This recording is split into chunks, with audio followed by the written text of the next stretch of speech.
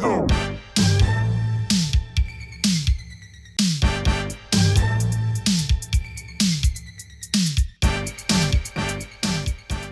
and welcome to Minor League TV, your reality TV playback podcast. I'm Rachel. I'm Maddie. And we're the Reality Boys. And with us, we have Coach Chelsea in the room. Oh, shout out Coach Chelsea. Back from her away games. Yeah. She's back. Today, we're going to be breaking down, we're doing a Summer House mid-season check-in. Yes. And we have a special guest. We have our very first special guest. We're so excited to have her. Elizabeth Hamm. She's a therapist based in New York City. But before we get into that, Maddie, do I have news for you? I can't wait to hear this. I learned about what a terrible dancer I am while I was on vacation. As someone who regularly goes dancing and goes to raves, what changed?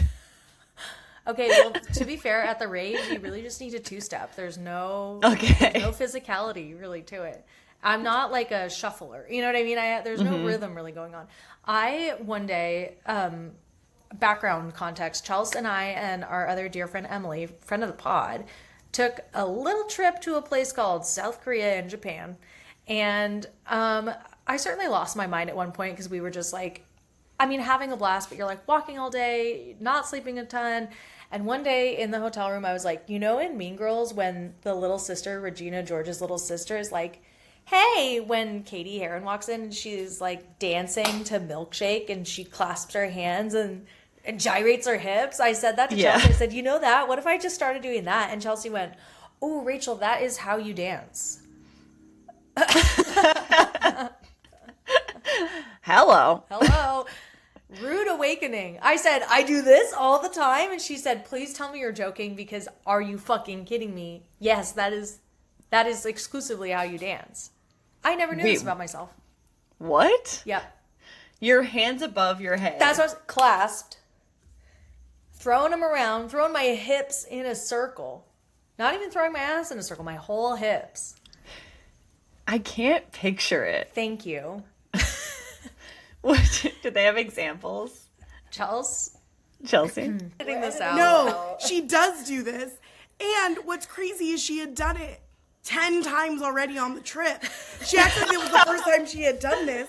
And then, thank goodness, Emily was like, yeah, Rach, 100% you do that. How crazy is that? We had an experience also recently where Rach was trying to imitate the dance of another person in her life. And she went, well, that person dances like this. You're very politely trying to say, I was making fun of the way my mom dances. I was like, she goes like this. And Chelsea was like, yeah, so you also do dance like that. I was like, that is your dancing. And she was like, no, that's my mom. And I was like, but okay, bye. Yeah.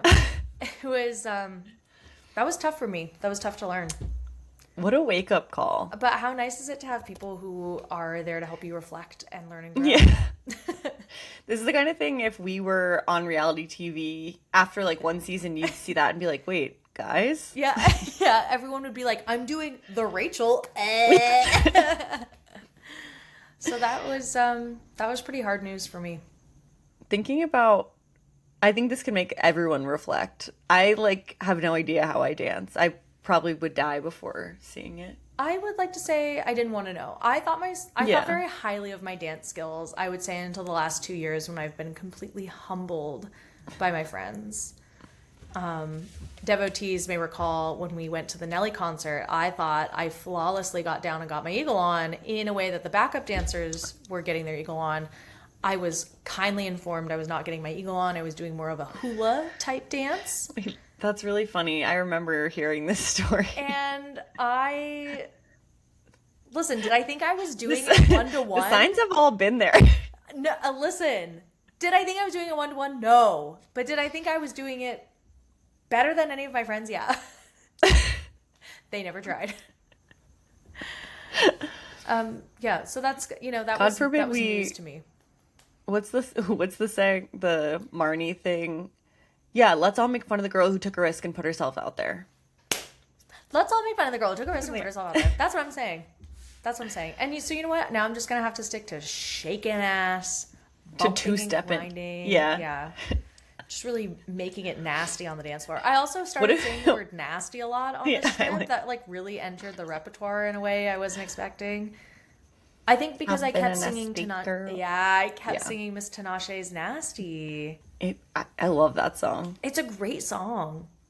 It's also, I feel like, a word you kind of already said a little bit. Yeah, it's in the vernacular. Because it was in one of our episodes. Oh, good. Great. It was already percolating. Yeah. And just really needed to let it rip. You were like... And then I also started saying, what the heck? What the heck? Which I think it's a Maddie-ism that got locked in. I do say that. Yeah, okay, good. That's what I thought. Yeah. And then I was like, I'm really just... Honestly, I'm honored. Yeah. I feel like I'm constantly adopting like phrases or mannerisms of my friends, just, you know, completely out of love and like thinking that, you know, they're so funny. And so this is nice to hear. Yeah. Have you done one recently that you were like, oh, that's a little bit of something? I feel like I started saying because of you, hello. That's so funny because I felt like that was a you thing. I say, I copied my friend Betty started being like, when something crazy happens, just being like, hello. Oh, yeah. I like that it's a more low-key hello. Yeah, hello. Like you barely move your mouth. Mine is the Trixie and Katya, hello. Yeah, hello. Yeah. Hello. Yeah. No, it's good. And listen, aren't we all just imitating Trixie and Katya at the end of the day? At the end of the day, that's what it boils down to. Did you watch the trailer for the RuPaul drag movie? Yes, and we will all be seeing that together. Yeah. I'm really excited about it. I love Airplane. Yeah. And this feels like Drag Queen Airplane. Yes, I'm thrilled for it for exactly that. And my girlfriends put on our pop culture bingo that we need a comedy blockbuster to come out this year. So I'm really banking on this to be the thing. I would love that. Yeah, that's I feel like we're on track for that. Did you see Naked Gun? I started to watch it on a plane and then I went, no thanks. Oh, really? Yeah. I watched a part of it. Brent's roommate, Jack, shout out, was watching it, and we like watched maybe 15 minutes of it, and I thought it was really funny. Oh, nice. I mean, people loved it. I just think I needed something different for the plane. That's fair. Yeah. The amount of plane movies I start and then go, no. Yeah. I always watch Crazy Rich Asians when it's an option. Wow. I love that film. It's nice. So good. It's like very good. It's very beautiful, very easy to digest. It's 2 hours long also, so it takes up a good amount of time, really gets me through the flight. I'm always saying to Brent that I just want to watch a movie, and that just feels to me like that's what I mean when I say like a movie. It's not necessarily a comedy. Yeah. I feel like it's not necessarily a rom-com. You don't need a film. Yeah, no, exactly. You need a movie. It's not an Oscar winner. It's just, that's a movie. You need a flick. It feels nice. Yeah. Easy on the old noggin. Yeah. I put it on my flight home from Japan. I was like, I'll pass out. I've seen it a million times. Would you believe me peeking under my Nod Pod, being like, hey, what color is this? I don't know. What is she? Is this the montage yet? And I was like, Rach, so just watch the damn movie. So I did. I spent the whole 2 hours watching Crazy Rich Asians that I've watched 7 times at least. Wow. All on planes? Majority on planes. Wow. Yeah. But listen, I hope they get money from that. They're continuing to see residuals from me and my watching habits. I think all the time about the plane in that movie when they get to like sleep in a bed on the plane. They do get to sleep in a bed on the plane. That was triggering. That was triggering. As a woman in economy, I was upset. As a woman rubbing elbows with economy people. Me in economy rubbing elbows with economy people. Yeah. That's how we refer to them from now on. Would be nuts. Yeah. What happened? What else? Since I've seen you. I've just been living life. Nothing really. Wait, you don't ask me what I've been doing. Oh, okay. I've been in Seoul and Tokyo. Yeah, That's what the people want to hear. I went abroad. I was abroad. Me and Chelsea, to be fair, and Emily, second shout out. It was so much fun. It was such a lovely time.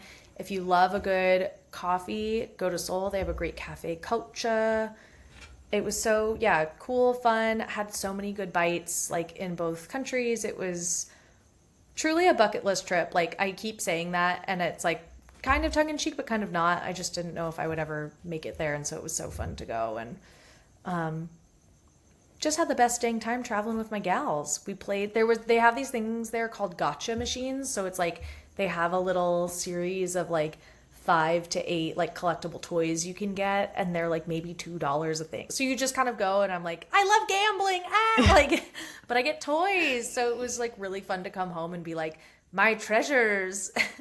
Yeah, that's so addicting. It really was. I It get really gambling now. That's what I'm saying. I downloaded Polymarket when I got home. No. But Do it was fun. you it sounds like it was kind of an ideal trip. Just everything went pretty smoothly. And Yeah. do you find like when people ask you about vacations, or like me, sorry to put you on the spot on the pod, but like, do you feel like, how do you feel when someone's like, how was your vacation? Do you feel like you're just like, oh, it was good, and like, Yeah. I never know if like, I'm like, do you actually want to hear? Well, I'm like, do we have time to get into it? Yeah. If so, true. then I'll tell you. If you're like, how was it? I'll just be like, it was nice. We have, we're talking about a bunch of other stuff. But actually, I know that like you had asked like, what was like Thorn and Rose? And I was like, oh my God, I can't even think yet. I feel like I'm still processing that the trip even happened, because we truly got home, and the next day I was like, back to work. And it was just like, okay, out of sight, out of mind. So I'm really, I brought a little journal with me on the trip, and I tried to keep up with like the days, like what we were doing, just to make sure that I was like trying to take everything in as much as possible. Cause like knowing I was going on the trip was really getting me through the first quarter of the year. Cause I was like, this is going to be a big fun thing, and I really want to enjoy it. And I really feel like I did when I was there, but now that I'm home, it's like, oh my God, did that even happen? So I actually have to go back and finish journaling. Thank you for the reminder. To like, just like solidify everything that I did. And it's been fun actually to tell people, and they're like, what are your favorite parts? Just to see kind of what comes up naturally of like, oh yeah, I went to this cafe from the 1920s, or I went and did a bonsai class, or like we had a delicious omakase sushi meal that was only $30 or something. Like, yeah. Amazing. It was very good. Yeah. Thank you for asking. And listeners, thank you for listening. And thank you for funding my trip. Please, that would be awesome. Yeah, that would be great. I feel like what was sad was being away and knowing there were so many episodes of Summer House that I was missing, and that Chels was missing. Yeah, that was really kind of putting a damper on the trip, I imagine. Yeah. Well, what was crazy is like we would be sitting around and we would just be like, so what do you think about this West and Amanda thing? Like towards the end of our trip was kind of just days before that all broke. And so it was like, what do we think is going on? And like, we'd be busy during the day, and then at night it would be like, okay, phone time, and we would all scroll and be like, and did you see this? And did you see that? And like, yeah, just trying to catch up with everything was kind of nuts. But you came back, it wasn't announced until you were back, right? Yeah. I think the day after we got back, and like truly I had never had so many people pop up and say, what the fuck is going on? Yeah. Did you get so many texts? I got a lot of texts. Yeah. Yes. From people that I didn't even know, people I didn't know watch the show, and also people that don't watch the show. Wow. Yes. I had one of my girlfriends who lives in New York was like, hello, can you please explain this to me? Because I don't understand what's going on, and I know people are going to talk about it. And so I was like, here's the 3-minute like breakdown as best as I can. Mm-hmm. I should have recorded a voice note and saved it, and just anytime shoot people a text. Like, here you go, folks. Yeah. Get off my case. Yeah, I can't wait we'll dive into that this episode. We will dive into that this episode. Yeah. Prior to all of that going down, we were having a fun time watching the season. I was loving it. I know. I think that's what's hard, and I think we say this in our episode with Elizabeth, but we were already planning to do a mid-season Summer House check-in just to see how the season was going, and it was shaping up to be a pretty fun one. Yeah, it was like just good vibes all around. Well, I guess not true. Good vibes with everyone except Kyle and Amanda. But that's always the case. It is always the case. That's a typical summer in the Summer House. Yeah. But we had a great discussion with Elizabeth. I'm so grateful that she could come on and like impart some wisdom and share some hot takes. I feel like we kind of cooked in this episode. I kind of feel like that too. You know what? And maybe, if not me, you and Elizabeth. No, you cook. Maddie has a hot little theory that is nicely placed at the end of the app, so please be sure to listen through. Stay tuned, yeah. Yeah, see if it comes to fruition. There's so many theories. There's so many theories. And it was actually, Elizabeth had really good insight on like why there can be so many theories, so I really felt like it was a good mental health check-in for me, and hopefully for the listeners too. Yeah, I think it's like, it was really fun to have just a different perspective than we're bringing as just like uneducated viewers. Yeah, and unlicensed therapists. All right, we're going to jump into our interview with Elizabeth Hamm. She's a licensed mental health counselor based out of New York. She is now accepting new patients if you're interested. You might recognize her from her insightful TikTok. She dives into every Bravo reality TV show and uses them as a base to like understand interpersonal interactions, relationship dynamics, all sorts of stuff. You can find her at Lizzie Goes Ham with 2 M's on TikTok. She's great. The interview is great. Hope you guys enjoy. Elizabeth, thanks for joining us on the podcast. Of course. Thank you for having me. Guys, just so you know, we have Elizabeth Hamm here with us today. She's a licensed therapist in New York City. We're really excited to have her on. She posts really great TikTok content. I feel like we found each other on TikTok. Yes, yes. Which was really lovely. And I love watching your breakdowns of Bravo shows truly every day. Oh, thank you. I love making them, and also found your podcast through TikTok, and I was like, oh, I can really vibe with these girls because we share a lot of same thoughts and opinions. Yeah, very fun. I mean, there's so many things that I had to stop myself from commenting on that I was like, just wait until she comes on the pod because we're going to unpack it there. Totally. And it's such a good season for us to really dissect and break down. Yeah, we were so excited for the season to see how it was going to go. And I would say up until last week, it was a pretty fun season. Yeah. I think it's the most fun I've had watching Summer House in a while. And it took a big hit. Yeah.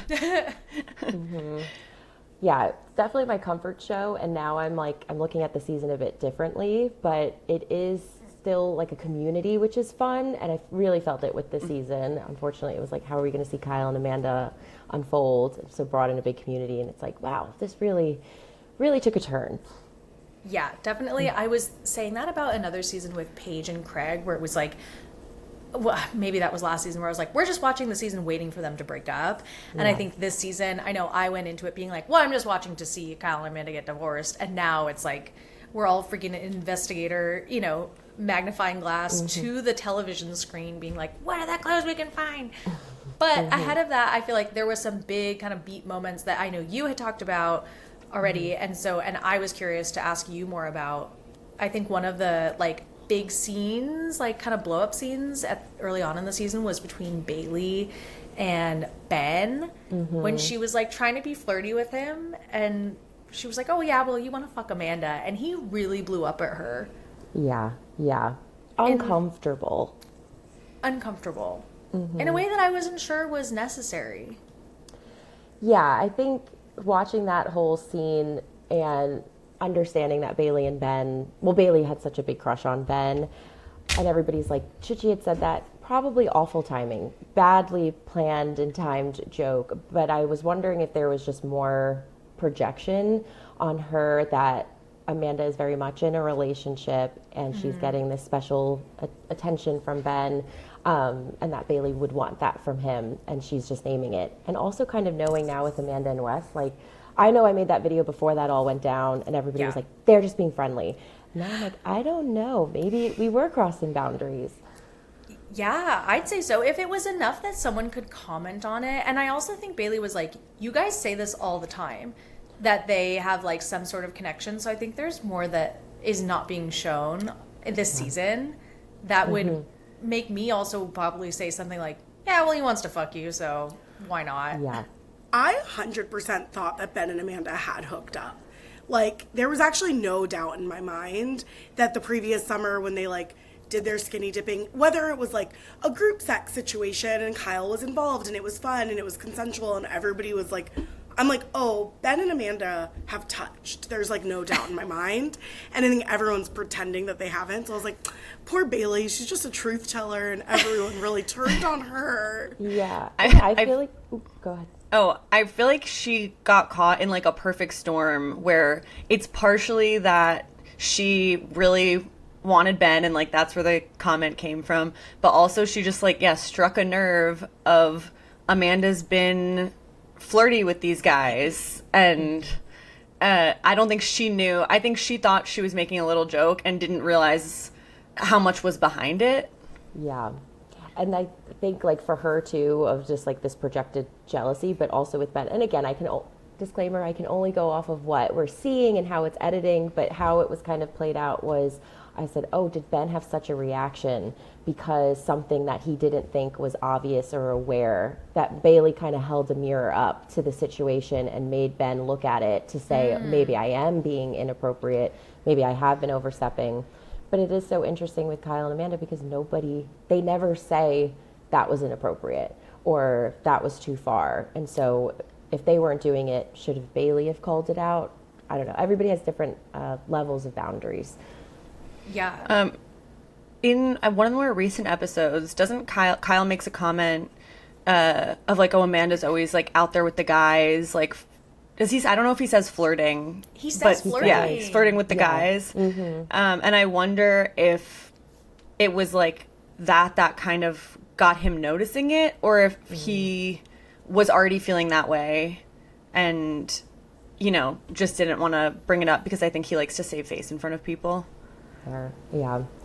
I've always felt a little uncomfortable. Like, and again, everybody's boundaries are different. So personally, in my relationship, I wouldn't be doing that. But I always found that the house was a bit interesting with their boundaries. They are very flirtatious. Their banter is very playful.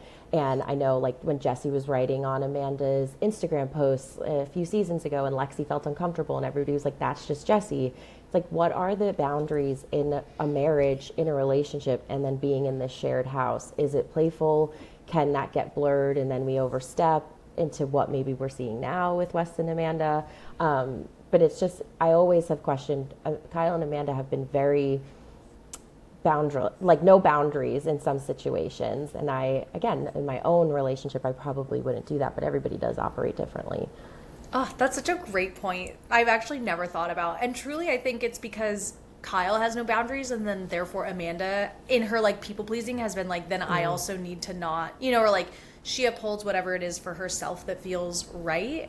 And then for the rest of it is like, well, I guess not. And I think it's been interesting this season to watch her like act out, quote unquote, and like go, like we watched her go skinny dipping. I think that's the most I've ever seen her step out in her relationship with Kyle ever. And you can tell it really hurts him because he's so used to her being so reserved or, not crossing that boundary. Yeah. Do we think there's any chance Kyle and Amanda have been open and we didn't know about it? And like this, do you know what I mean? That's something I've been thinking about watching. No, I don't think so. I don't think so. I think they're too Christian or whatever. Rachel always talks about how prude the Summer House cast is. It's funny, fair. Elizabeth, that you say like that they don't have boundaries and like that they are very flirtatious, or not that they don't have boundaries, but that they are very flirtatious, because I have really couched them as such like the most prude cast I've watched on Bravo. I mean, yeah, compared to like Vanderpump, this is their Literally. but it's also like trying to think about ourselves in that situation, and it's like, no, I wouldn't be doing some of these things. But compared to Vanderpump, it's like they are saints. They're like summer camp flirty or like band camp flirty. Like they all want to touch each other and cuddle with each other and whatever, but no one's actually having sex.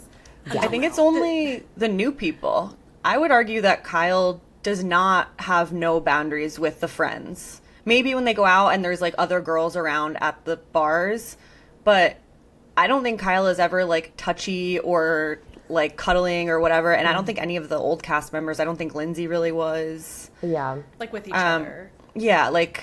Yeah, like Lindsay and Kyle are not canoodling on the couch. You're talking about like the OGs, Yeah, whereas like I think it started with like Jesse and Wes, and I think Amanda was like, okay, let's go. I like this. Yeah. Messy Jessie ushering in a new era of boundaryless summer house couch canoodling. What a little freak. Do you, sorry, Elizabeth, do you feel like you see a big difference between the OG cast and the new cast in terms of like how they approach the summers?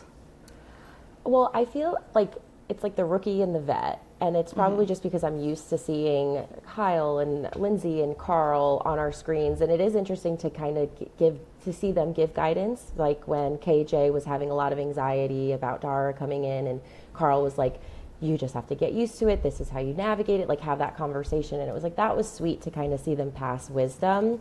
I think more so with like West and Jesse is them kind of getting used to the fame, and you're seeing that in real time, and that's really interesting. Where, I mean, I can't, also social media back when Summer House first started was so different, and I know they were doing like meet and greets, but I don't think it was like to the intensity of this. So it's like, if Carl and Kyle were the Jesse and Westy, oh my goodness, Jesse and West in this decade, in this era, like, would they be acting that way? I don't know. But I think, I mean, they're just older. It is so a different dynamics there. That is an interesting question, Maddie, because I think we were talking about how Carl got called a fuckboy in season 2 just because he hooked up with Lauren, right? And everyone on a previous episode we had said like he wasn't even being a fuckboy, like he just wanted to hook up. And there's nothing wrong with that. And yeah, we're not really seeing that get like thrown upon the newer cast members, except for Imrul. Justice for Imrul. Yeah. I think the things that Carl got like crucified for in that season, I'm like, I don't feel like West got nearly as much flack from the people in the show for like what he did to Ciara the first season he was on. Yeah. Well, and the Workus twins, they are a duo. That's, you know what I mean? So I think that Carl had that against him, but I agree that I hope that Ciara, there's a lot of growth that she's talking about this season of like, I want to be able to let go and I want to lead with like openness, which I think is beautiful for her. But I wonder too if that was happening because a lot of the house was saying, oh, well, it's West, and like, you know, it was good intentions or it wasn't malicious, and she was maybe like guilted a little bit into it. But now that's a different story. Obviously, there's more malintent. But just, I was thinking with Ciara of like, maybe she wasn't being guilted as much or she felt guilty, right. And that is why she gave in a little bit more to their friendship. Oh, which would piss me the hell off so much. Yeah. It's so hard. One thing that we did see, and actually kind of touching on like the idea of like coming into the summer as like a changed person, I feel like a lot of people this season are really in a like period of change in their life and trying to be like, and this is like maybe who I'm going to be this summer and like moving forward. We saw Carl come into the house and he was like, I'm going to be in the downstairs bedroom. I want to be in the mix, which we really love to see. And I'm curious if I don't know if you can say this, but if you have any clients who are sober or on a sobriety journey, and like we found, or like in watching Carl's journey, we were like, oh, you kind of think that being sober means you have to just stay home all the time. And so we were so happy to see him come back this season and be like, I'm in the mix. I want to have fun. And I was like, in my head, I was like, Carl just needs to own up to wanting to be a sober party boy. Like, he likes to be social. You own a bar. Like, you want to build community and like have friends. And like, it's okay to say like, I want to party even if you're sober. So yeah, I'm curious if you've seen people kind of on this journey of like waves of like, I'm not isolating. I don't want to put that in anyone's mouth, but like, I'm really keeping to myself. And then I'm really like, okay, I'm being more expansive now. Yeah. Well, I just love Carl's journey so far. Like, his arc has been so amazing, and I'm glad that he's been so vulnerable so that we could watch that. And for him to say, like, to kind of redefine sobriety, and I think in more modern times, sobriety is becoming more normalized. The stigma is being reduced. People who are like not maybe back in the day of like not functioning, full-blown alcoholism, people now are saying like, I just don't like what it does. And not saying that that's what was going on with Carl, but I think that it's just becoming more okay to do, and redefining that, you know, you don't have to isolate. You don't have to like go out in the woods and just stay in the cabin and not do anything. Right. And when we think about sobriety too, Carl's like really finding himself in sobriety. So he used substances as such a again, from what we could see and what he's spoken about, like what we see with sobriety is people using substances as crutches. And then you become sober and you really need to find yourself again, not using substances in that way. And so when everything was going down with like Carl and Lindsay, I was like, he is an infant in his sobriety. And he's still a toddler in his sobriety. It's so recent and new. And so I think it's great that the cast in the house is so supportive of him, and that they encourage this and they know him so well, but also that he's like, what parts of me do I have to change? I can still be social and charismatic without needing substances to be that way. And that maybe he's learning that's just a part of his personality now, and that's okay. But yeah, I think with sobriety, you have to like find yourself again. You kind of go through a rebirth, and you go through like adolescence again, because you're trying to figure out who you are without having substances in your life. Yeah, that's so well put. I think we had all like talked about that on a former episode where it was like, and I think even listening to his book, to his memoir, when he was talking about dating Lindsay, and he's like, they talk about not dating anyone for a year, but we were going to go for this anyway. We all were listening to it. We're like, no, don't, because it's exactly that, where it's like, again, I'm not sober. I haven't done the steps, but I know, enough people who are, that like, that's a big part of it, is so that you can like learn to stand on your own 2 feet. Yeah. I think also, only speaking for myself, but I feel like because it's a show and we just get, seasons and not like his full year-round life, in my head, I was like, oh, okay, like 3 whole seasons has passed. Like, come on, Carl, like, let's get back in the party. And like, I kind of forget to be like, 3 years is not a lot in terms of like, like you said, I guess relearning how to be who you want to be and figuring out who that is. So I think sometimes I need to like remind myself to give Carl grace in terms of like getting back out there, because I was like, I do think it seemed like he jumped in so quickly with Lindsay and everything that it was like, okay, it's just like Carl's sober now, great, but he's still new at it. Yeah. And oh, sorry, no, go.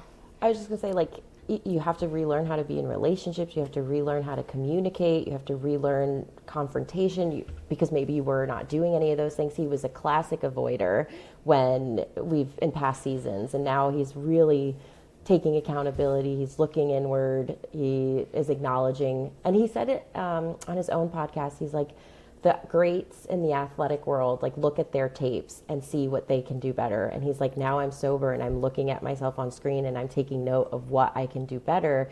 And it's like, that is just our relationship with ourselves and self-growth, and just like, okay, I hear this, I see this, I'm not going to become defensive, I'm not going to bring my ego into this, I'm just going to try to do better. Yeah, he's always seemed to be like that. Like every season, even early seasons when he was like, I got called a fuckboy, or, and I think in this season, maybe a couple episodes ago, he was like, before I used to be a fuckboy and now I don't fuck enough. Like, he said that about, his date with Bailey, where Lindsay was like, well, he's not going to fuck you. And it's like, yeah, a player can't win, can he? Fair. It's crazy how many reality stars could be doing what Carl's doing and watching the tapes back. And I can't think of another person who has done it. Where it seems like they've watched themselves and been like, I'm going to change. Elizabeth, you're watching Southern Charm, right? Yes. Yeah. I think I'm done. I was going to say, I think because I commented on one of your videos, Maddie, speaking of people who didn't watch their seasons back, Craig did not watch his most recent season back. And this was an explosive one for him. Like, where he was screaming at cast members and, like, very drunk and erratic. And, like, Andy's first question was like, hey, Craig, did you watch the season? He was like, no. And I was like, ah! Like, the season where you open it with, I have a drinking problem. Don't worry, I'm talking to ChatGPT about it. Oh, and then I'm going to get God. drunk and yell at all my castmates. This isn't going to be the season where you reflect. Yeah. Hey, Craig, Elizabeth is accepting new clients. Yeah, right. So if you're looking to get away from GPT, we have the perfect therapist for you. We have resources, Greg. We have resources. Yeah, that one, he I think he said he makes his assistant watch it. I was like, oh. Okay. Oh my God. So we have a power dynamic, and then your assistant's going to tell you what's going on? I don't think so. Yeah, your assistant gives you the feedback of how you're being a monster, but don't worry, it's just when you're on TV. It's not in our 9-to-5 work environment. The assistant's like, no notes, I guess. You were flawless. Yeah. That's so crazy. I think you did say something that I wanted to kind of bring up because I just think it's so good to not kind of share really for every reality TV show. But you had talked about the word triggered because that's a word that Craig loves to use. He loves to say that he's triggered and that's why he acted the way that he did. And I would say, like, I don't know that I've heard it on Summer House, but certainly when our Summer House cast talks to camera, like on TikTok or Instagram stories, they'll definitely drop the word triggered. And I would really appreciate if you could kind of share more about the word triggered and like what it means and like what is everyone's responsibility when someone says that they're triggered. Yeah. So at its base, it is a trigger is when some sort of external stimulus is activating something in you. So a really basic example is there is like a perfume or something that maybe is connected to someone that hurt you or to a negative experience, and someone walks by you and you smell it, and then that brings you back to that moment. And that's a helpful example to say it is not the person's fault who's wearing the perfume for wearing the perfume, because they don't know all the behind the scenes context. So when we say, you know, I can get triggered, that's valid. The emotions that come up are valid, but it's my responsibility to regulate and navigate that. If we use that perfume example, you know, I can't be screaming at that lady who's wearing the perfume. She has no idea what's going on behind the scenes. However, I need to remove myself, regulate myself, or if I'm in a relationship, friendship, romantic, platonic, professional, whatever it might be, I might need to give context of, hey, because of my history in this way, this can upset me, activate me, trigger me in some way, and I just want you to be mindful. Not that we're expecting that person then to change everything, but there's an understanding. But it really is this idea of something might upset us, something might activate us, it might trigger this memory, it might trigger a negative experience from the past. And that's why it's so important to be self-aware and to understand yourself, and you understand why that emotion is coming up. And sometimes we don't know what the trigger will be, and that's its own thing. But like removing yourself from the situation to regulate, de-escalate, and then come back. And even though he didn't say it specifically, I think with the argument with Kyle and Amanda a few episodes ago, probably seeing Amanda flirt and have fun was a trigger for Kyle. Yeah. Yeah. Mm-hmm. Yeah, totally. We've definitely seen Kyle trying to like make bids for Amanda's attention this season. And I think like Maddie on another episode had said like Kyle and Amanda love each other but at different moments, and I was like, whoa, that's crazy. Like, could that be true? Because I definitely think throughout the course of the show we've seen Kyle trying to be like, Amanda, I want you to hang out with me, and like I want you close and I want something from you. And this is the first season we've seen Amanda really be like so uninterested and just so like ignoring him, sitting next to other people. Like, I don't know. Yeah, from our perspective, from the edit, it's really like, oh, she's disgusted with you and she hates you.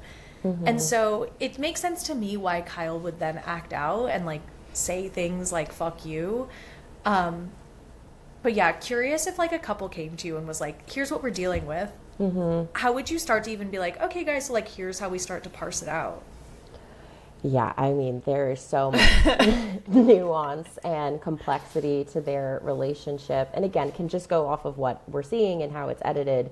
But for that like specific example, I think it maybe triggered like a rejection for Kyle, and then it was met with anger, which again is not appropriate. The feeling of rejection is extremely valid. The way he's communicating is inappropriate. And they don't really have the communication skills that I've seen to be able to talk about it, right? Like they go about their day the next day for his birthday as if nothing happened. And now I know everybody is kind of viewing things from a new lens with this new information about Amanda and West, but we're talking about like a 10-year relationship. We're talking about highs and lows that before I knew what was going on with Amanda and West, this season I was like, wow, Amanda's really stepping into herself. She is maybe feeling more sure of herself, and that is then making Kyle maybe scared that she can leave, and maybe that's why he's bidding more. And feeling this rejection and intensity because they were not at a good spot. Within a secure relationship, you could both be your own people. You have agency, you have autonomy, and we call that an interpersonal relationship. We're not codependent, we're not like completely rejected, we're interpersonal. We can combine while being our own people. So Amanda can do her swimsuit line, Kyle can be a DJ, we have boundaries with that, we communicate, and then we can come back together. But it's like anytime Amanda wanted to do something from herself, it appeared that Kyle would get upset. And then Kyle's like, this is really important to me, the DJing, and Amanda would get upset. And I know there's layers behind why Amanda is upset. Like, we're in our 40s and we're DJing. Like, but I think that's kind of, if we are our own people, I'm scared you're going to leave in that way. Interesting. I was going to ask if you ever felt like you saw them having an interpersonal, like, dynamic on the show. Not from what we are seeing and from edited. What we're seeing. Allegedly. Yeah. I can't recall. Nothing sticks out immediately. Wow. More of the moments of like Amanda wanting her swimsuit line and like Paige and Ciara saying this is a way for you to support her, and then I mean understandably Kyle saying I'm going to do this, or he's making decisions without telling Amanda. It's like where were we as a unit deciding what's going to be good for us together? Do you think? We all have questions. Someone else, because I've been yapping. How much do you think Kyle cares more about the optics of things versus is actually hurt by what Amanda's doing? Yeah, that's a good question. Because sorry. I was going to say, I just feel like Amanda kind of like rejecting spending time with him started maybe like season 7 or 8, where I was like, oh, she hates him. And I don't think that's new. So I don't know what's different about this season that he's like freaking out about it in this way. Maybe it's that it looks like she's flirting with other, I think before she would say like, no, ha ha ha, and this season she's going, no, period, and like is just not, where like before she would reject him but be like, ha ha, I'm being playful about it, and now to me it reads as like, I don't know, there's just more stank on your shutting him down.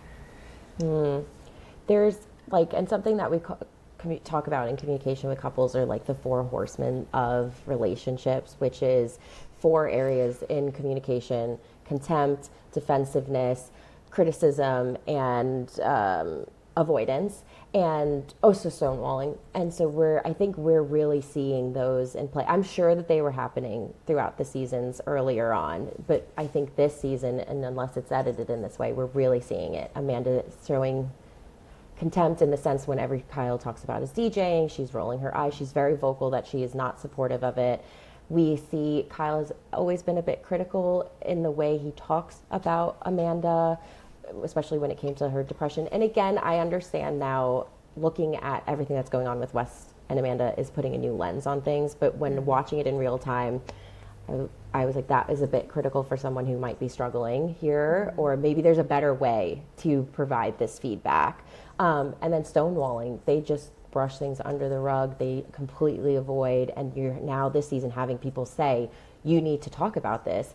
And so I think it's just hit like a new level. And when we have just one of those out of the 4, it's very hard to come back. And we're seeing multiple, and it takes a lot of work for couples to go back to their foundation, rebuild it, really work on these skills.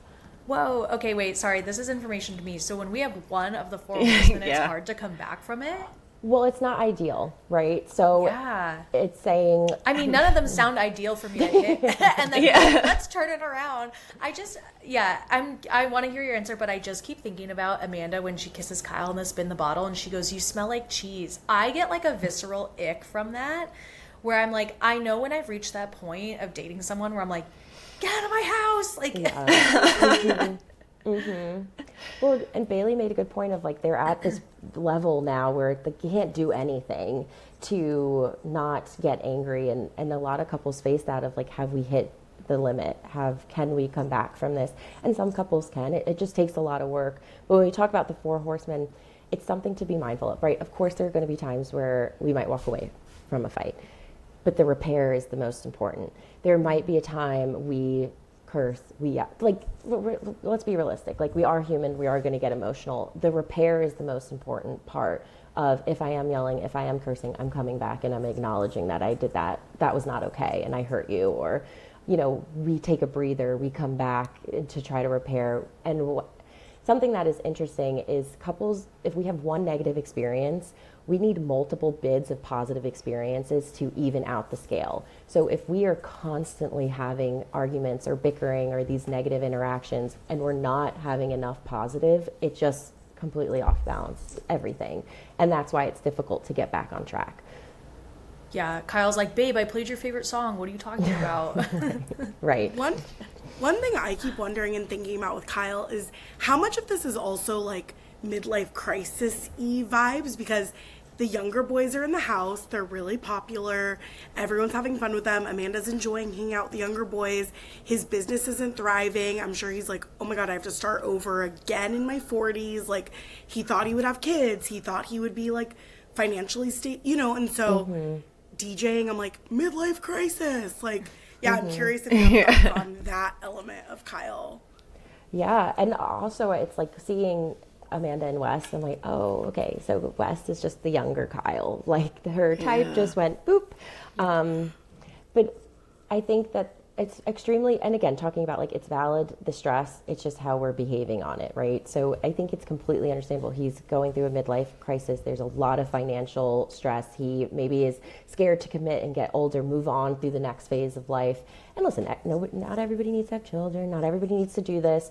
But something that's important when we talk about like couples and relationships is if we are using a crutch to navigate these emotions and that's not being addressed, then it's really hard to get to the root. So like Apology Dune conversation where Amanda was saying like, every time I bring up the drinking, you get extremely defensive. It's not just Kyle's drinking and going out and socializing in that way. There's all this other stuff, but if he's using that as a negative outlet and as an inappropriate coping skill, we can't get to everything else without kind of talking about that first, because there's no trust. There's no consistency for Amanda then to be vulnerable and maybe then take accountability for her things as well.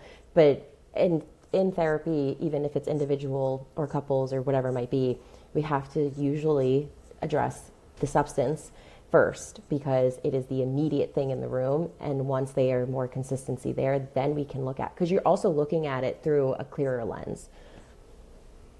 I'm like, damn, that's just so crazy. Because it is like, I feel like I see that for her where it's like, yeah, it's drinking is a problem, but then there's everything else. And I'm like, that's a freaking mountain of shit. I'm too scared to cuss on my own podcast. I know. I'm scared to cuss in front of my new friend Elizabeth. It's just like a mountain. Thank you. It's just like a mountain of shit to get to where I'm like, is that worth it? I think the drinking, I've said this before, I think the drinking is the mountain of shit. Like, without the drinking, so much of Kyle, the negative Kyle things would not exist, I think. Yeah. I mean, we've talked, I don't think he's a great partner just in general, but I think it would be a lot better if he wasn't getting blackout drunk all the time. Yeah, maybe for the second wife, he'll get it together. I think he loves her. Like, I think Kyle has the capacity and the potential to be a good partner if he could get past his other stuff, because he loves big, in my opinion. Yeah, and he has a lot of love for his friends, and he obviously has shown up for, like, the whole cast this season. I feel like he really looks out for them. Yeah, like, I think when I look at Kyle, because when it comes to, like, Ciara, I mean, he has his moments where, like, him and Paige would fight, and it's like, why are we speaking to people in this way, but especially, like, Paige. But then I feel like he's like an older brother to a lot of people, and I do agree that he has a lot of love for Amanda. I just don't know if they can appropriately, like, love each other. But I agree that, like, the drinking probably would get rid of a lot of the struggles.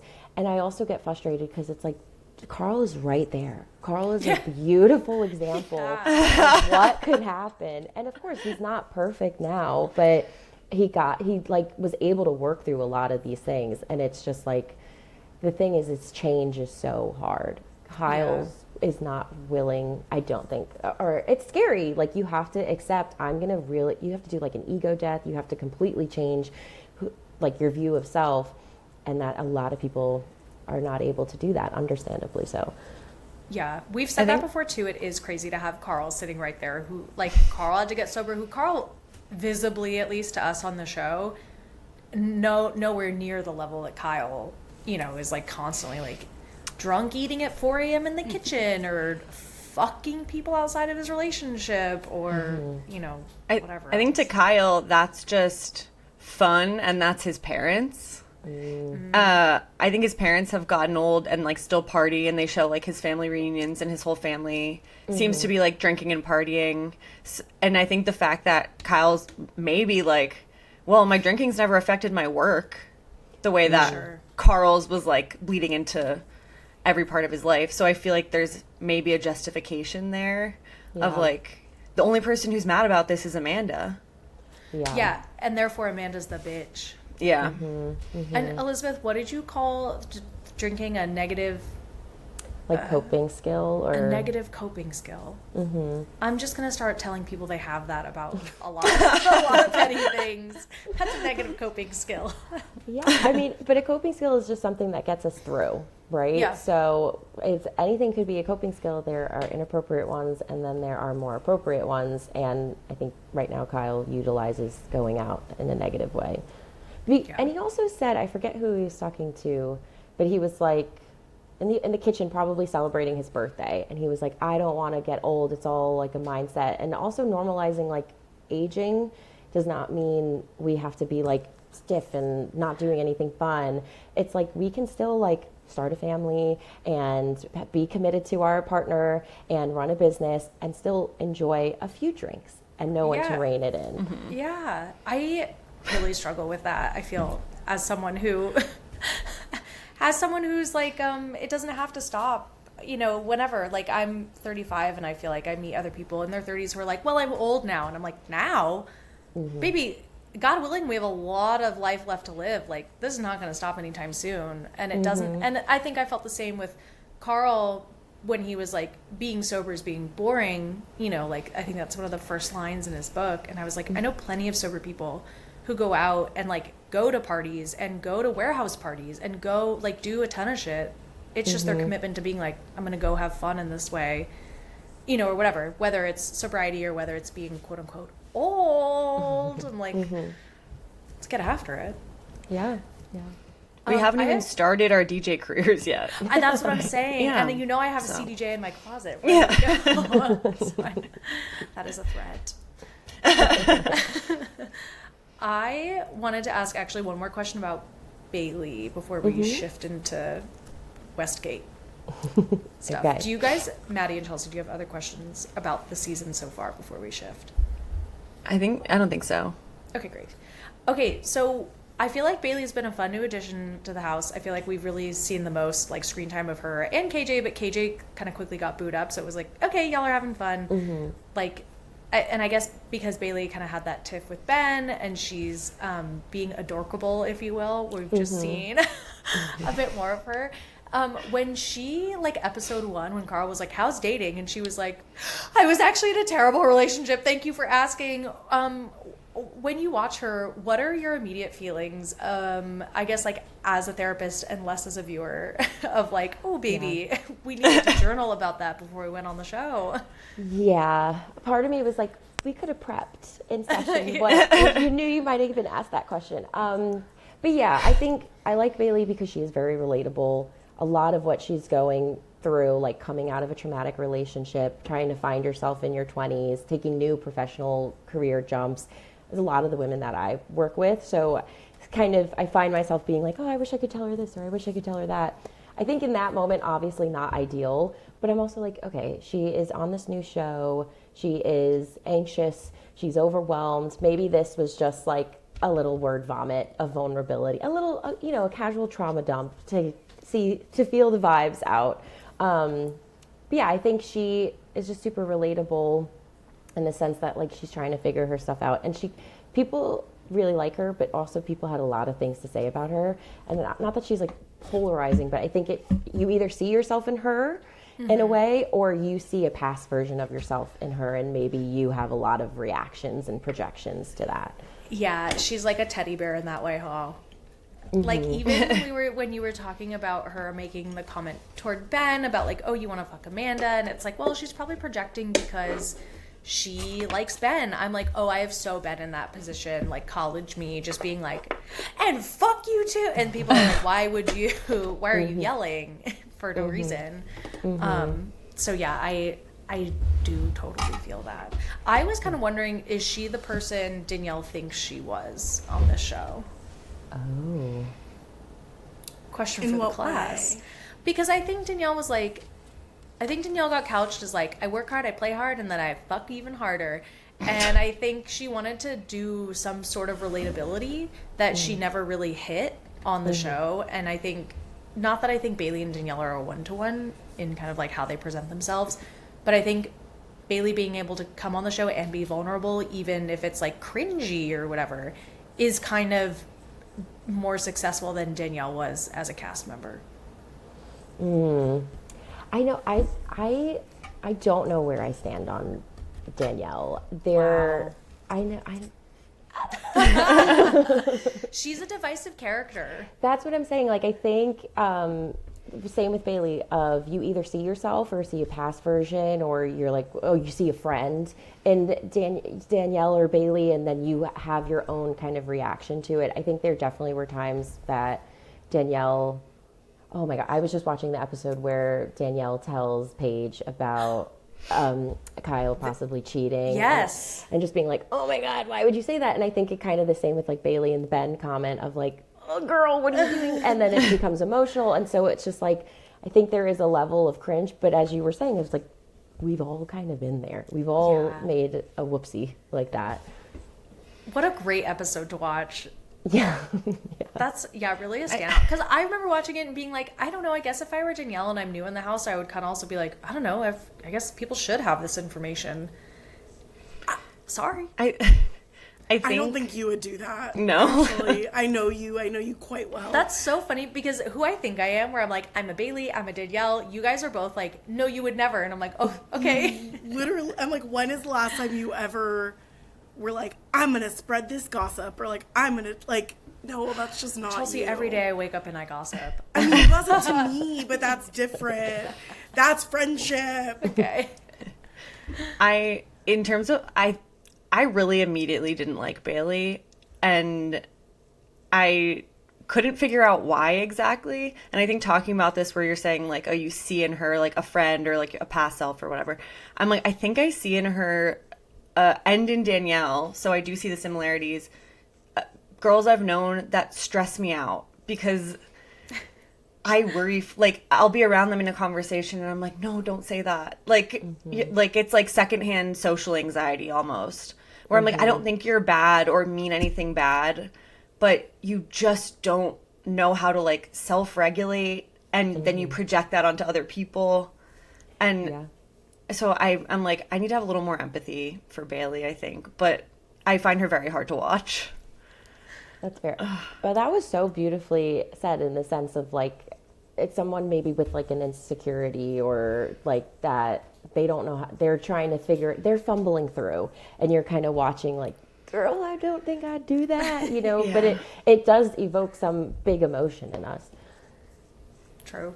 Yeah. Speaking of girl, I don't think I would do that. Shall we dive into the Westgate Scamanda of it all? Yes. I mean, Did anyone have an inkling? Or when did you have an inkling? Like when you first heard the rumors, what was your reaction? When did you start to... Yeah. I don't know. I am always like, I have to see it unfold before jumping in. I knew that they were hanging out, and maybe I'm a little naive in the sense where Wes like, I have to show her the streets. I'm like, maybe she just really connected with this like group of friends.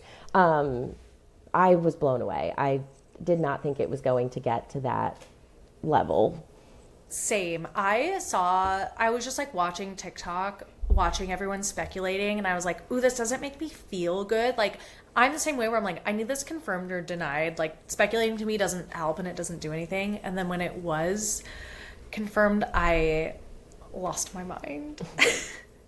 When I think I sent a video to you guys talking about it like a week before, and both you guys were like, no, there's no way. Like, this is just nothing. And I was like, okay, that's what I needed to hear. The girls are not on board. Like, no way. And I felt like a false sense of security. And then when I did see West's Watch What Happens Live, I was like, why didn't he just say no? Yeah.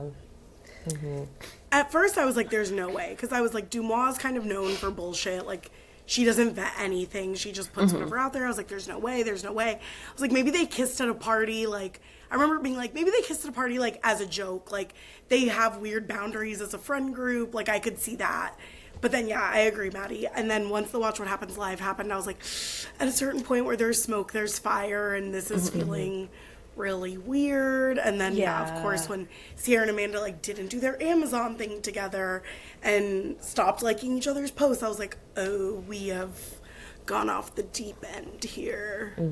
Yeah, at a certain point it was like, well, it would just be really easy to say no, folks. Wouldn't it just be just a no in your Instagram story? You can do Just it. a quick no. Just a quick picture with Ciara. Yeah. Which I think Wes tried to do. He posted, like, an Instagram story with Gemma at Lindsay's with Ciara there. And I think he was trying, like, a week before all of this happened, trying to throw people off the trail. And then people were like, that has to be an old picture because I saw him out at that exact moment when he posted that. Like, he was posting, like, I don't know if that's true, of course, but he definitely was trying to throw people off the set for sure. Boots on the ground NYC. I mean, people have really been all over them in a way that, like, I don't want to get too far, I guess, ahead, but when they put out their joint statement, which would love to unpack that with you, when they put out their joint statement, something was mentioned about, like, and being on reality TV, and I do wonder if it's just that, like, you have a ton of internet sleuths who are picking up every clue possible, even when they're not, you know, clues. Yeah. I was in the West Village the other night, and just because I'm, like, in this world of everything that's going on, I could have sworn I heard Lindsay, and I was like, oh my God. And it absolutely was. It was all in my head. And then I went another block and I was like, I thought I heard Carl. And I was like, this is kind of, I know I might be going crazy, but in the sense of, like, they could just easily be in the West Village. And if they were just, like, going out, of course people can just pick up their phone and start taking a picture. Like, I don't know if they were being as cautious as they should have been. I mean, that's what's been wild after the fact is that now that everyone's like, here's a photo of them in LA, here's a photo of them in Miami, here's a photo of them this place. I'm like, you guys actually weren't being very sneaky, were you? And I haven't seen photos, Rach. It's mostly just people saying it, right? No, I saw a photo of them in Miami of like their backs. Yeah. Because I think that's why I didn't believe it, is because I was like, people can just take out their phone. Why haven't we seen these pictures? Like, them kissing, them touching, like, we haven't seen. And so I think I felt a little bit like, Chelsea wants to see the video of them making out in West's apartment or whatever. do we think that's real? Where I is don't know. it? But that's a thing where I'm like, guys, too far. Like, Well, they're saying it was a PI that I believe that rumor. That Paige and Paige hired a PI. Yeah, Paige and Hannah. they said because Ciara saw Amanda's location at West's apartment, which, like, bitch, you're an idiot. Like, your friends have your location and you're gonna do that? What?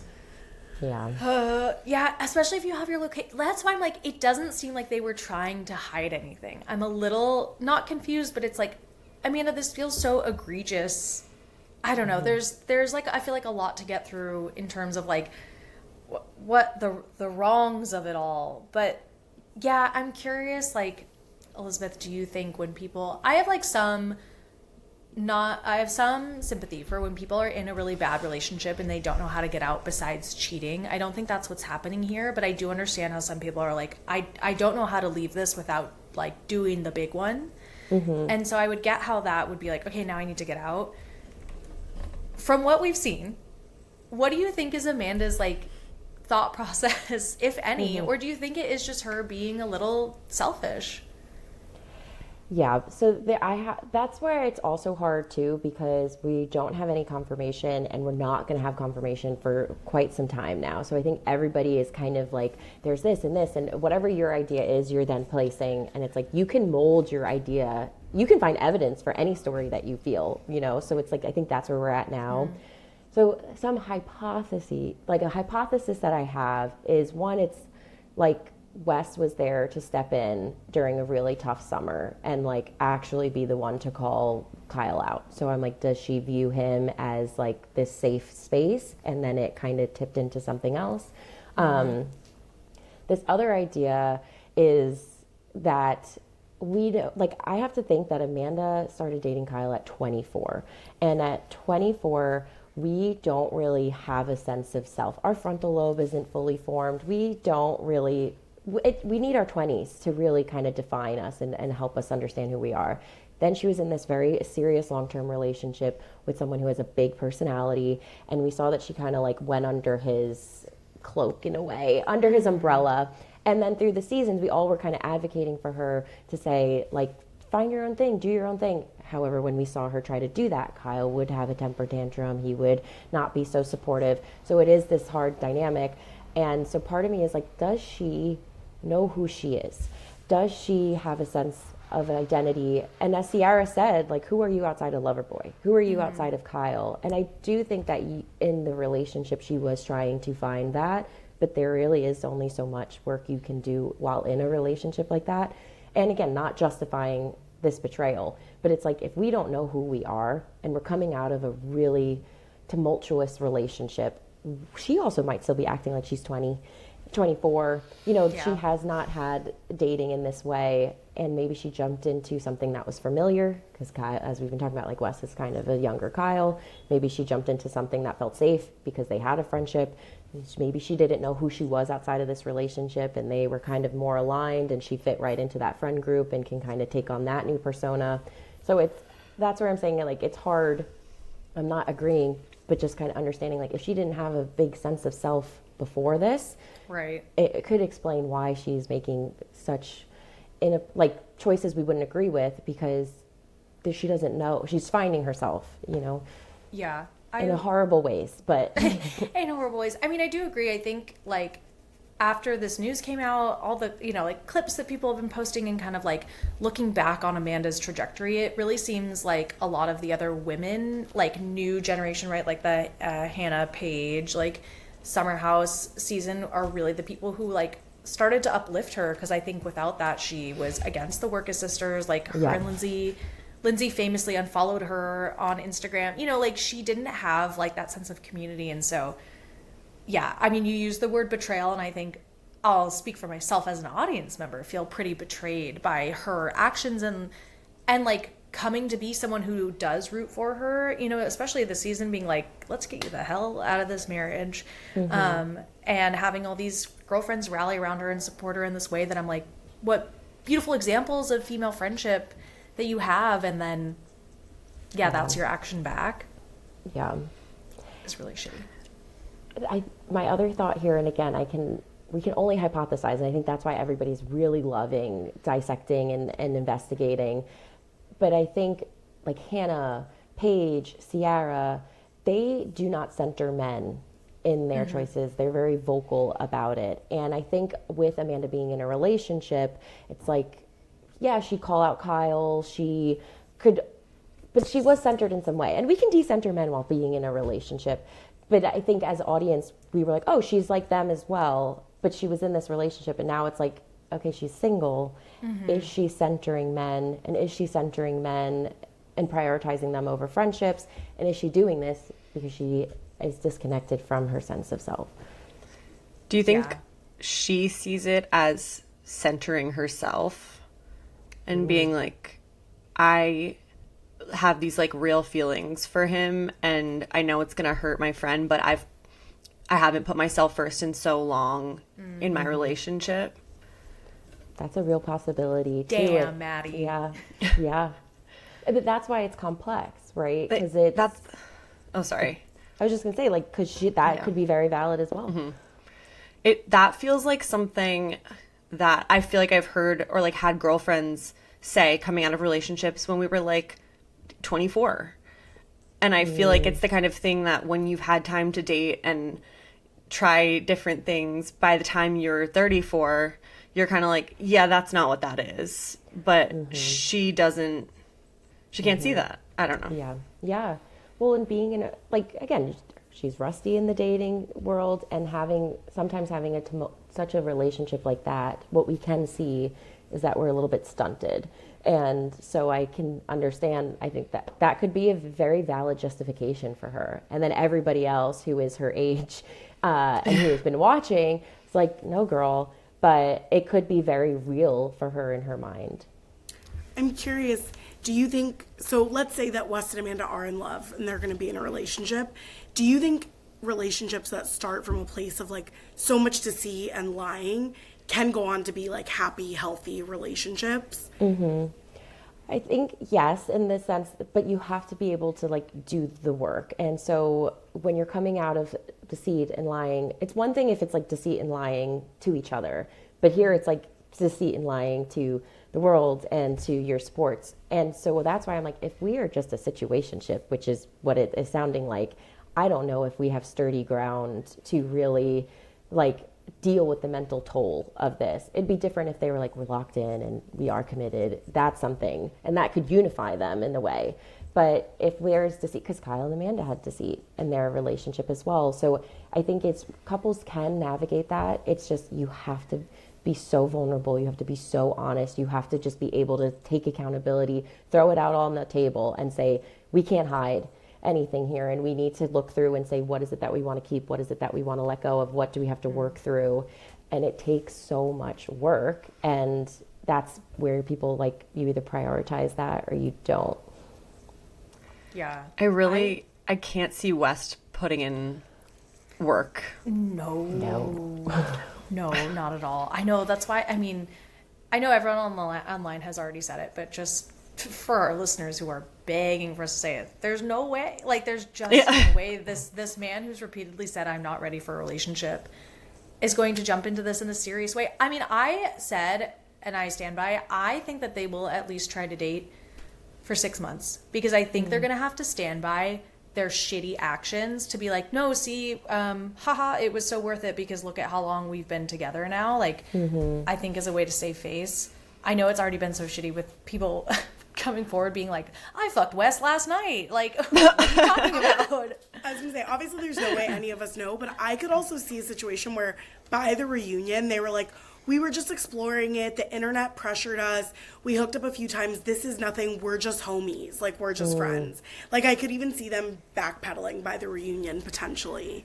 Yeah, that's valid too.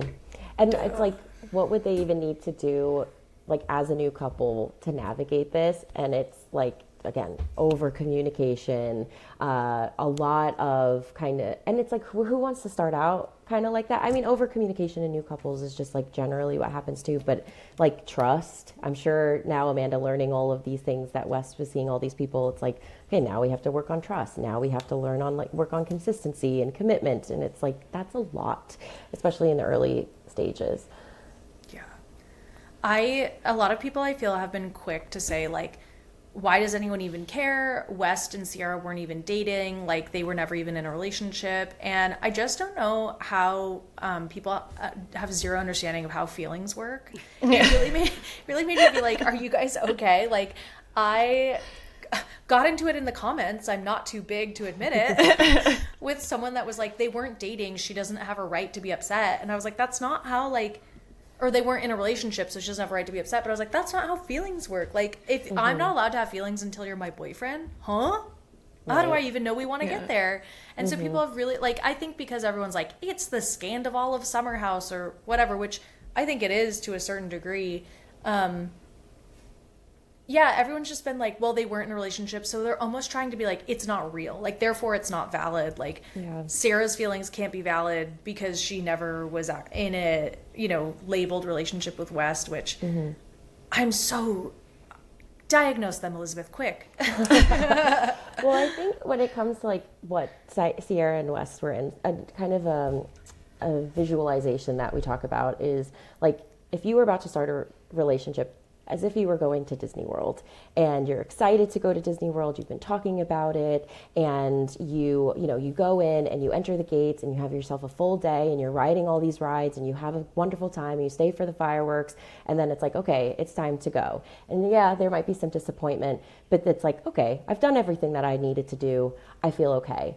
Versus with situationships or short-term relationships, it's okay, we get to Disney World, you go through the gate, now it's time to go.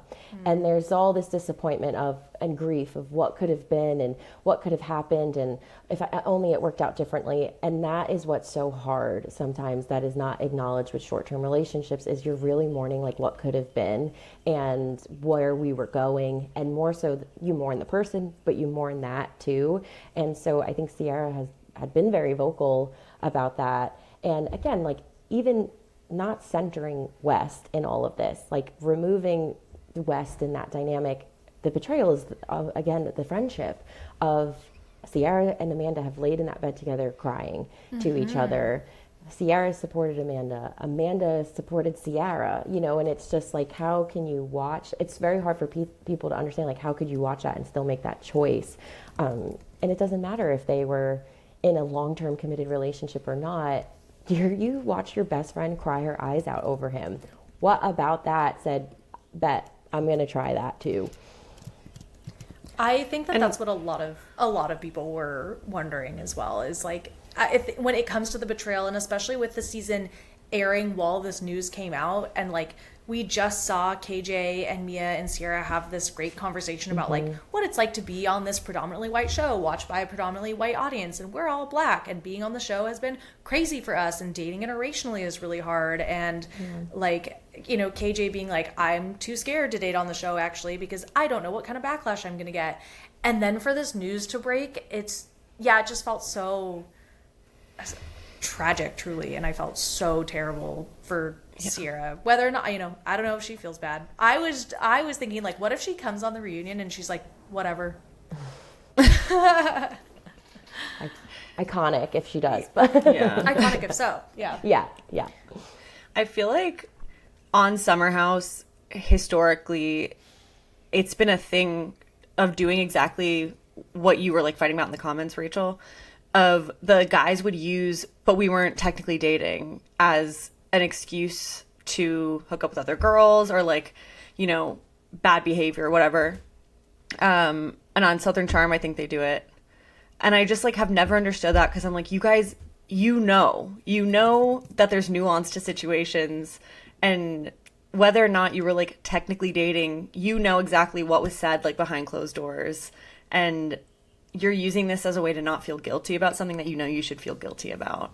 And I actually feel like Vanderpump, the girls do not let the guys get away with that. There's no like technicalities. I feel like if you wrong one of the Vanderpump girls, like you're getting it. You're wrong. Yeah.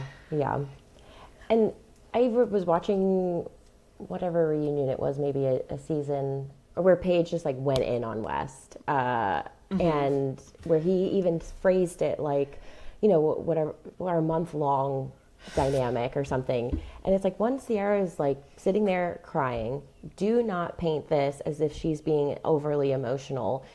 In that month long, whatever, and it obviously was longer, you took her to meet your family. Like, what do you think that says? And I think we're seeing just like the difference between how men and women operate, in the sense of like maybe just empathy or just like understanding, but also even thinking about like Jesse and Lexi. And granted, Lexi had an interesting dynamic with her family, but Jesse met them. And I remember Wes saying to Jesse, like, oh, do you think you should be doing that if you're not ready? And Jesse was like, oh, well, she wanted to, so I did it. And it's like, but you guys, are you understanding what each step in that means to each other? Right. And that is an important conversation to have, of like, me meeting your family means we're locked in a sense. Where Wes, it's like, is he just bringing everybody out to the farm to meet the family? I don't know.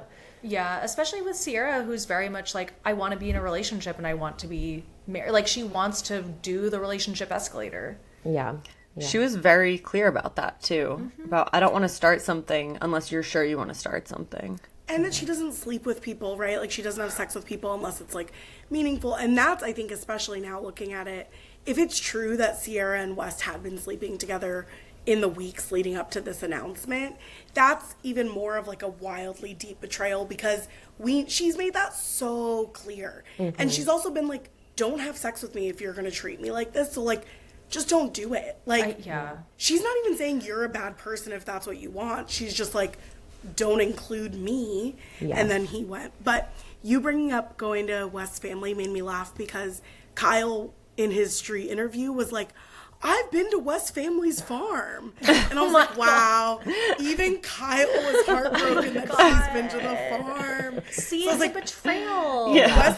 But I think West is bringing everyone to the farm. Now we all know. Damn. Yeah. When's I hope our it's us turn? next. Yeah. Maybe that's his like shtick, you know, that that's what he is known for, which is really sad. It's like, let's find something else. Yeah, Luke brings everyone to the lake. Wes brings everyone to the farm. Everyone has their little land, their little playground of land. Speaking of, I mean, I guess the friendship betrayal, we know that Carl's a mess. Do you find, or I don't know if you would find, but like in people that you talk to, like as a therapist, when there is a betrayal like this, do you find that friends are impacted in this way?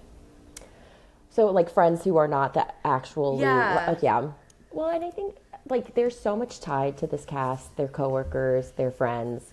Carl was the officiant of their wedding, so I do understand. I forgot that, but yeah, that's so true. He played, and he was really like a sounding board for both Amanda and Kyle, so I could understand like, and they were together for so long. When we have friends who break up, it kind of is a shock to the system of kind of what we envisioned maybe for this friend group, what we envisioned for our friendship now looks completely different, and there's a lot of grief in that.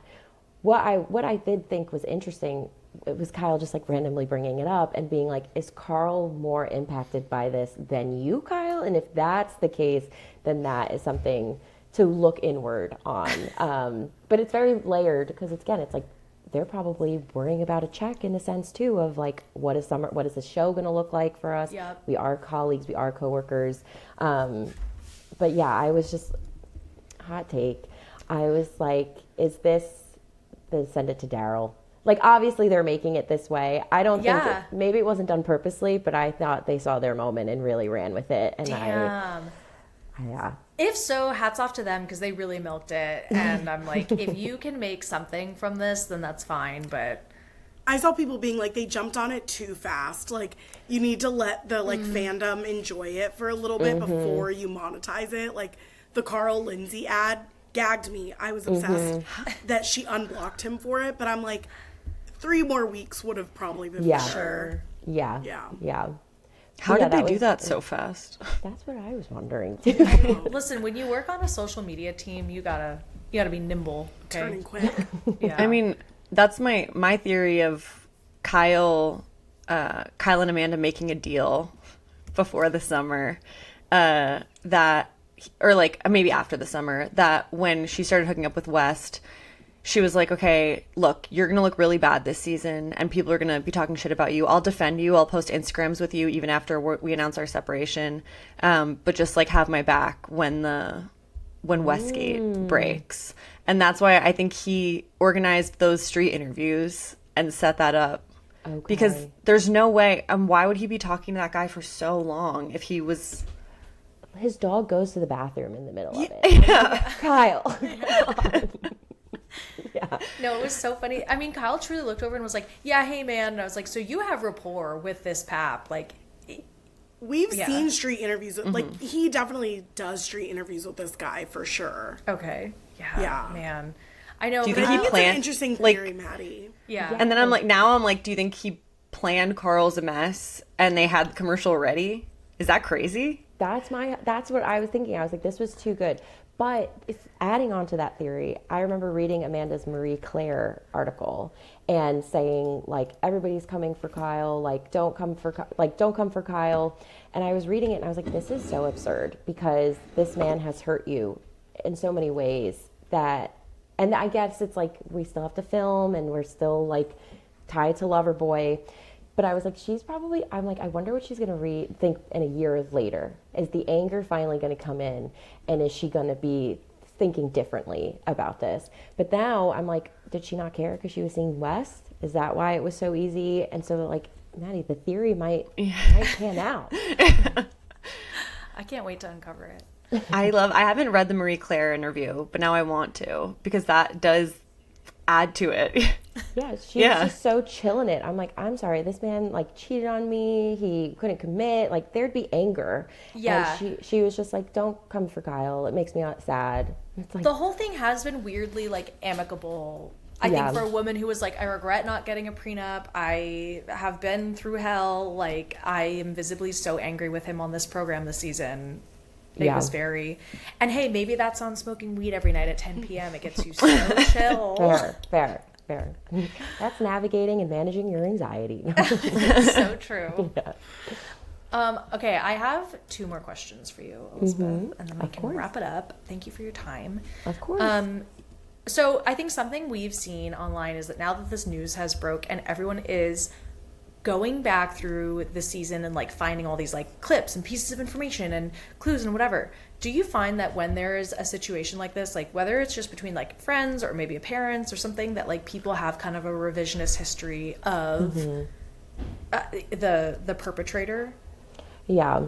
So, like, honestly, a lot of therapy work, and a therapy technique that I use a lot is what we call narrative-based therapy, which is understanding the story we tell ourselves, and that story is not set in stone and we can rewrite it. So a lot of the work is looking at your past and saying, what did you learn about yourself, about the world, about these people, relationships, whatever it might be, because of what happened to you. And we can start to say, were they a reliable narrator? Is this a person's life that you value, that you're holding this at such like strength to keep, even if it's not something we want to keep? And so our work is looking back and being able to look at it from a new perspective, rewrite a new narrative and see it from a different way. And so I think when we get information like this, of course, now it all makes sense as viewers, and I'm sure Ciara and as Kyle said in that interview of like, oh, I'm thinking back on the summer in a different lens, because it's like we have new context now to really start to explore. But where I want to be mindful is, because we don't have a confirmation, is when we hold a narrative in our mind, we are going to see that narrative affirmed in everything that we do. We can say, yep, that's exactly what's happening. And so people saying all of these things, oh, this was happening, or they must have been cheating there, we can always find evidence for that. And so that's why it's like so important to have confirmation from them, because we could just be placing that new narrative onto anything. But yeah, we look through everything with a new lens, a new perspective, new understanding, which can be very disorienting and dismantling. Yeah, that's how Maddie came up with her theory. Which makes sense. No, I wonder if when they put the statement out, they kind of, because I don't think I would think of that, but like they didn't account for people going back and watching and like adding new stuff to their story that I'm sure like at least 50% of it's completely, they're, you know, maybe they're like, people are convinced they kissed in the bathroom when like yeah, West Coast exactly. consoled her, which I was like, that would be, and like it is a thing where I'm like, if I close my eyes and turn the volume down, I can hear a sound, and I'm like, that's her like weeping or something. Like, stop! Like, it's too much. Yeah. And so now I wonder if they're like, well, great, at the reunion now we have to be specific and like rewrite the timeline. Yeah. Because we gave an inch, and now people are like, we knew it. Yeah. Yeah. I think and Kyle also said that they have to clarify their timeline of their separation. So it sounds like everything that they were like setting up to have, you know, like all these dominoes fall at this time kind of got skewed. So yeah. And it sounds like within the city, they will watch them decide to separate and things like that. So I'm like, I wonder if they kept it hush because it was going to be in the season. Oh. I don't know. But now it's like, now we're going to need that. Yeah. Truly. Release the tapes. Yeah. The poor editors have like the right string up everywhere. They're like, all right, let's make sure we cover all the bases. My last question, and this is going to be a real selfish one, but this is for anyone who may need it. When someone is like needing to build their inner confidence because they need to like leave a situation or bolster themselves, I'm thinking of an Amanda. I'm thinking of even like a Carl, or like how I feel we saw Ciara, you know, come through this season with a real new attitude. What's your like best advice for people who you're like, I can see you're struggling in this way, and like this would really help you to just kind of gain some inner confidence? Yeah. Something I always say is you really need to focus on building your relationship with yourself and building an emotional home within yourself, because either two things will happen. It will just positively impact the relationship, or you will feel confident enough to leave because you have felt sure and secure within yourself. And in doing that, that might look like, and it's hard to, it all depends on the relationship. Sometimes people are really like super isolated from their supports, but really leaning into your support network. And we saw that with Amanda, with Paige and Ciara, kind of pulling out and reminding her of all these amazing qualities. And you can like see a shift in Amanda being like, oh wow, I'm viewed that way. So like being with your support people, being mindful of the people who bring you energy rather than draining you. It would be like, get into hobbies, get into interests, play, kind of connect into your inner child, journal. Let's build up our affirmations to be like, who do we want to be? Like do some like higher self work of like, if I were to 4 years from now, what is she doing? Even if I'm in this relationship or not, what do I want to be doing? And putting the focus back on you, because sometimes we really can have it so centered on our partner because of our attachment. If I let go, they're going to leave, or whatever it might be. But it's like, if you can shift and focus on you, a sign of a good relationship is that your partner is going to support that, or they go. And so it's like, build that home within you. It's either going to positively impact the relationship, or you'll feel ready to go. Wow. And that's coming from a doctor, folks. Not a doctor. Not a doctor. Thank you. No, I'm kidding. No, that is really beautifully put, and I hope it reaches the people who need to hear it, because I think it's such a powerful thing that we can all do for ourselves. So yeah, thank you for sharing that. of course. We do have one game to play with you before you go. If you're down. So we love, here at Minor League TV, we love to play Finger Bang, Marry, Kill. Okay. And so, classic, FMK. Jesse's music career. Softbar's Run Club. Ooh. And Lindsay's new Nashville Airbnb. Okay. Kill immediately Jesse's music career. Yes. I'm so sorry, Jesse. I support everybody trying to figure themselves out. I have horrible secondhand embarrassment, and I would need to immediately go over there. Okay, Finger Bang Lindsay's Nashville new home or Airbnb, because she's a good time. I feel like that's like fun, but I don't think I could have that forever. And Carl Softball Run Club, just because it's like stability, consistency, and those are the things we're looking for in a marriage. Yeah, it's good longevity. Great choices. Yeah. Right, I actually can't. I want to first agree. I would immediately kill Jesse, his music career. No. Is anyone not killing Jesse's music career? No. I was just gonna say, it's crazy how he's doubled down throughout the Amanda Westgate of it all on being like, I guess I'll start. Like he posts so many songs still. I'm like, dog, read the fucking room. No one needs a song right now. I think I'd